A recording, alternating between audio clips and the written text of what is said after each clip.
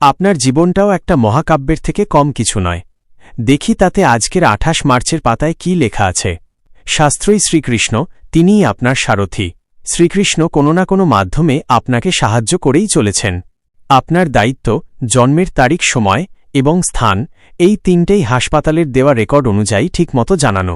কারণ এই তিনটেই হল জ্যোতিষশাস্ত্রের চক্ষু।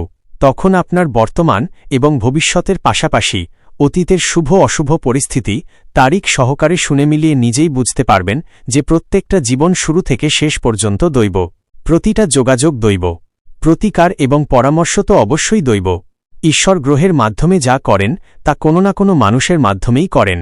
আসুন ভগবান শ্রীকৃষ্ণকে প্রণাম জানিয়ে আজ ২৮ মার্চ ২০২৬-এর রাশিফল শুরু করা যাক। কলকাতার বিরাটির নবগ্রহ জ্যোতিষ কার্যালয় থেকে আমি শ্রী সুশান্ত বলছি। আমাকে সাবস্ক্রাইব বা ফলো করে রাখুন প্রতিদিন রাশিফল এবং জ্যোতিষ জ্ঞানমূলক তথ্য পাওয়ার জন্য। এবারে আজকের রাশিফল শুরু করছি। মেষ রাশি। আজ কোনো কাগজপত্র বা আইনি বিষয়ে সতর্ক থাকা জরুরি। ভুল সিদ্ধান্ত এড়িয়ে চলুন। বৃষ রাশি। গুরুত্বপূর্ণ কারো সাথে আলোচনা নতুন দরজা খুলে দিতে পারে। কথা বলার ধরনই আজ ফল নির্ধারণ করবে। মিথুন রাশি। সম্পত্তি বা গৃহ সংক্রান্ত কোনো পরিকল্পনা মাথায় আসতে পারে। সিদ্ধান্ত নেওয়ার আগে যাচাই করুন। কর্কট রাশি। কেউ নীরবে বিরোধিতা করতে পারে।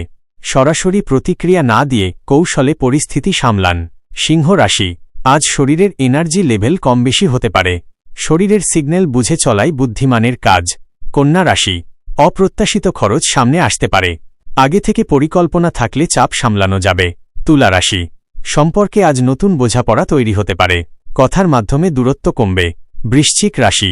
কোনো প্রয়োজনে হঠাৎ বাইরে যেতে হতে পারে। এই যাতায়াত কাজে লাগবে। ধনু রাশি।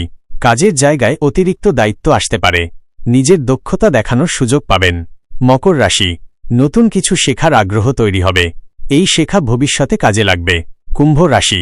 পরিবারের দায়িত্ব বাড়তে পারে। বড়দের কোনো প্রয়োজন মেটাতে হতে পারে। মীন রাশি। মনে কিছু দ্বিধা বা চাপ তৈরি হতে পারে। নিজের উপর ভরসা রাখলে পথ পরিষ্কার হবে। আজ এই পর্যন্তই। আমাকে ফলো বা সাবস্ক্রাইব করা না থাকলে করে রাখুন। আর আমার ফোন নাম্বারটাও সেভ করে রেখে দিন, কারো কাজে লাগতে পারে।